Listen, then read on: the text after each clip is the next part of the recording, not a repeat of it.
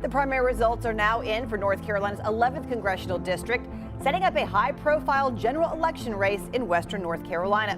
Democrat Jamie Ager secured his spot in November, taking home 65% of the vote.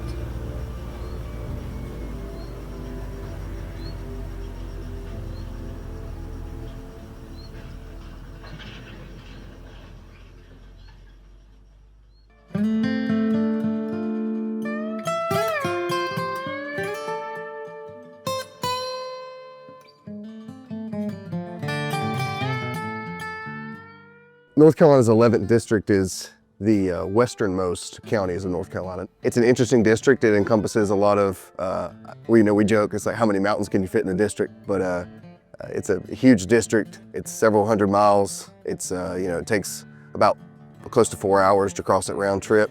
And there are just completely different, segments and individual communities here. A lot of nuance, a lot of difference, a lot of different haulers, a lot of different folks. It doesn't matter if you're, from the high country, or you're from, the land of the sky here, or you're from the far west, or, downtown Asheville. Communities don't really stop at the county line around here, so, some of the families around here have been here since it first started. Her grandfather came here in 1916. In 1920, he started the Farmers Federation as a way to help the subsistence farmers in Western North Carolina survive, basically, and adjust to the modern world. And his dad,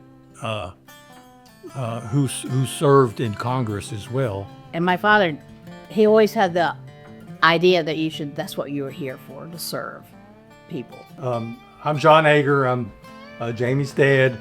I also served at the North Carolina House for 8 years. My wife Annie, we've been married 55 years.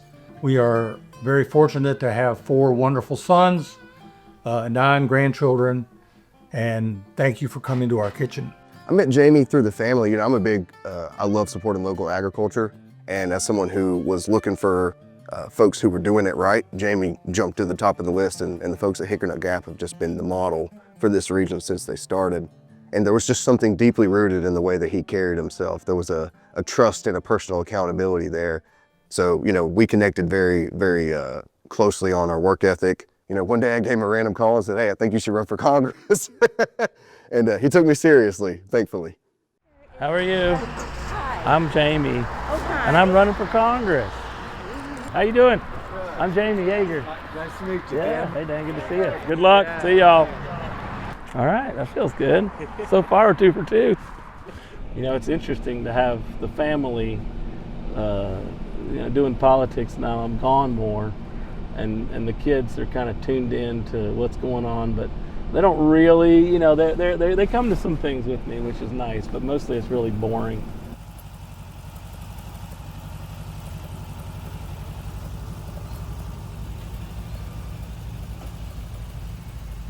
So this is it, the Hickory Nut Gap. Oh, it's kind of the muddiest, dreariest time of the year to be here, but It is. I always like to show off when we're yeah. at our worst. All this political stuff means I don't get out on the farm as much. And Prairie's suffering for it, because she's like, wait, we're at the house all day? This is, so we had Helene come through here, and this was a good example of like this, this creek naturally wants to kind of go into this field most days. And so whenever this happened, this was just like a river.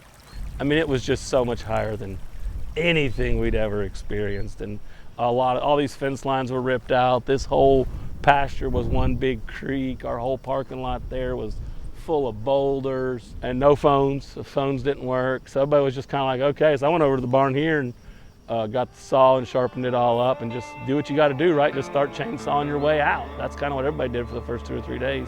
People here in this community say that they are in desperate need of food and supplies as they continue to clean up. You can see the devastation behind me. The rumors start swirling about what's going on in the rest of the community, and we heard about Chimney Rock just basically being wiped out. We heard about Swannanoa. Search and rescue hasn't even been up there.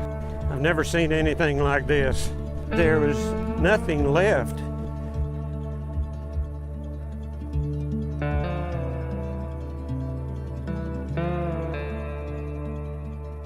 We weren't ready. We had no idea something of this magnitude, obviously was coming, and what it would take to get through it. So everything started coming down the mountains. We're at the top of the mountain. When we come through this curve right here, all of this is not what it looked like. We still have rubble piles. They're trying to recoup, and it's washing downstream. Here we go. So everything, all of this is underwater. It's all underwater. This was a little stream. Wow. And I think there might have been a couple of houses. Like this was a neighborhood. It's just gone. Like bottom of Lake River. 60 billion is kind of the estimated cost. I mean, this was an expensive storm. And really Chuck Edwards failed us on getting us the money. If you had a dream, if you had a goal, what is your timeline to get these things all accomplished? Sooner rather than later. It's pretty broad. From protesters outside to angry constituents inside, Thursday night's town hall in Asheville with Congressman Chuck Edwards was, in a word, hectic. Chuck Edwards is the guy who barely beat Madison Cawthorn, and now has just been kind of keeping the seat warm, I think, for whoever the next Republican is. Doesn't seem like anybody particularly likes him, and most people just tolerate him. After Hurricane Helene, part of what leadership is showing up in your community for people who have been through a lot of big trauma, emotions, right? And I didn't see our current representative, Chuck Edwards, show up hardly at all.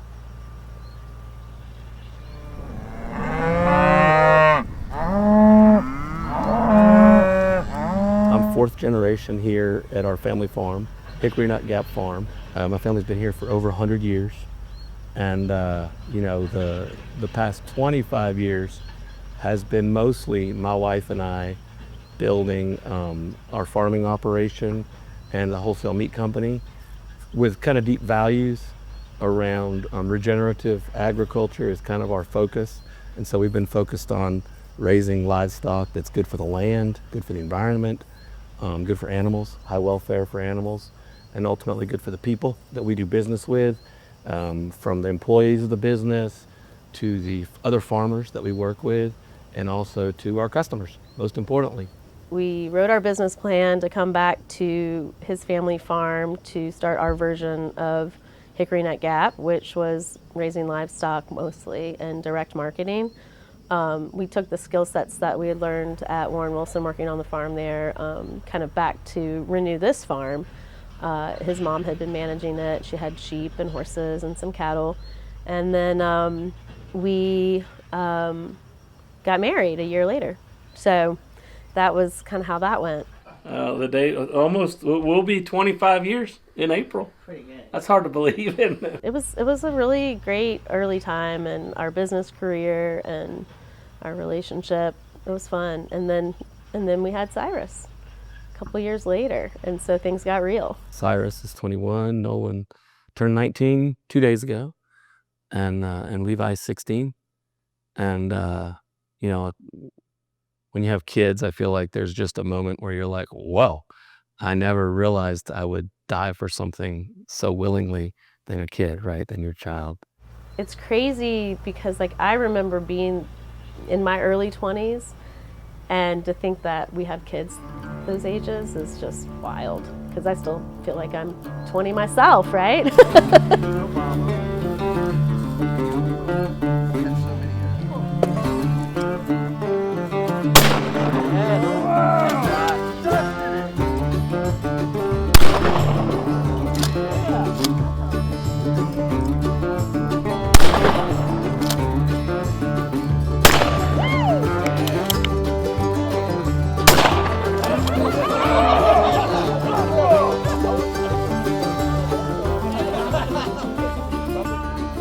This district is an area where Democrats used to be able to not only compete, but we led for a long time. And still, even if you look at the local level, there are a lot of Democrats locally who have been in office and win comfortably every year because they've got that local trust. But the National Democratic Party has lost a lot of trust with not only rural folks and Appalachian folks, but really places that look like this. It's going to take someone who can differentiate themselves from, the average Democrat.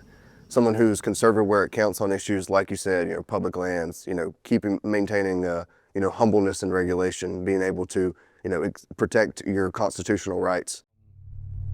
My brother Eric called me and said that some people had brought up my name as somebody that would be a good candidate.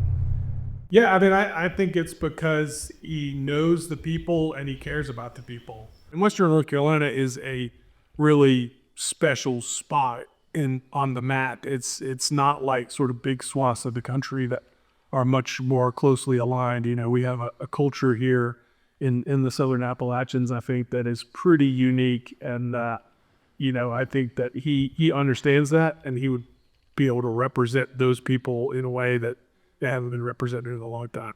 I hadn't really ever thought about doing anything like this. We really deliberated quite a bit on it, and at first didn't take it very seriously because that wasn't something that was ever part of our plan. That was stuff that other family members were interested in for sure. But we had our business, we had our family, things were going great, and we didn't really need to add another thing to our plate. As I thought about it more, and I thought about, the ability to have bigger levers to pull to where our country is right now with all this division. And for the past 25 years, I've kind of had both feet, one foot in sort of more rural America and one foot in more like selling into cities like New York and selling into Asheville and places like that, feeling like I was a little bit politically homeless in either party and not really sure where our country was going, right? And I think the Democratic Party also kind of strategically became so focused on identity politics that it lost track of what's good for working people, everyday people. And to me, that should be the central focus of what we're trying to solve for when we talk about big political problems. Jamie's sense of curiosity just wouldn't stop. And I was like, he really wants this. He wants to do this. So here we go. Let's give it a try. He thought about this decision so hard, and I really respect that. It makes me feel hopeful. I know that we've felt taken care of by him, and I hope that his constituents do too. To serve in the capacity that we can, and the fact that I can go win this race really sealed the deal in my mind that this was the right thing to do. But I'm certainly aware that I'm going to miss being here on the farm more often, because that's you only have 24 hours in a day. I think Jamie will be somebody who doesn't want to be up in DC, and I think that's a good thing. I think he'll go to DC to get stuff done, but will ultimately come down here and build the trust he needs to ultimately make sure that he's bringing folks with him. I think there's this, a lot of folks want to run for Congress to get away from their home, but this is the prettiest place in the world. I don't know why anybody would ever want to leave it. I would describe Jamie as a big-hearted, curious person who wants to listen and understand what's going on with you. Well, Jamie is very honest, and he's not afraid to talk to people and say what he thinks, and he's very adaptable. So he's curious about everything.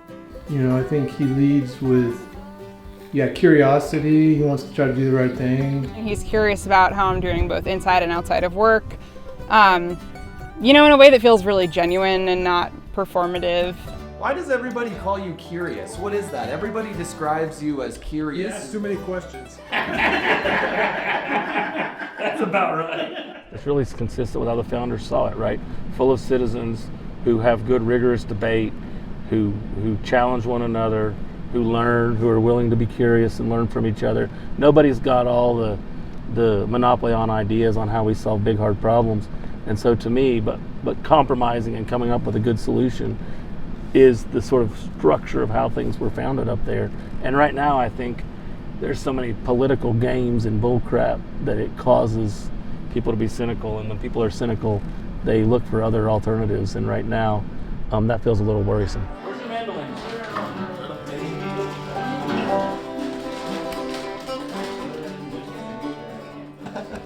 right, let's go. What are we playing? Well, I'm thinking lately about the people I meet. Cars on the corner in the Hogan Street. The way my ankles hurt, the shoes on my feet. I'm wondering if I'm gonna see tomorrow. I would forgive us what we must do. You forgive us, we'll forgive you. We'll forgive each other till we both turn blue. Gonna whistle like a vision in heaven.